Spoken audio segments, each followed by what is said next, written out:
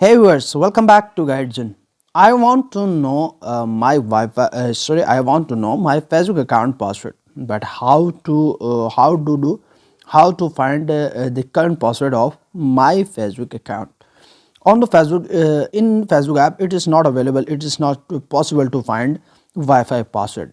But is there any substitute way? Is there any second method to find out the Wi-Fi password? Yes, there's a way. There's a method you can find. You can see the Facebook password. So you just need to click on your Google Play Store. Then you need to click on your profile top right corner, then click on manage your Google account, and here you need to choose second option, security and sign in. After here you need to just go a little down and click on password manager. Once you come here, then you need to choose your Facebook account. Okay, just click on Facebook, and here's some magic.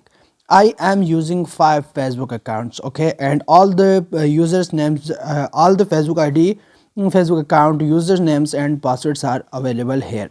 So you can easily check out, you can easily find out, you can easily see the you can easily see the password and username of your Facebook accounts from here in Google account password manager. So guys, it's very simple and very useful. I hope short tutorial is informative for you. So don't forget to like, comment, share, subscribe. Goodbye, best of luck.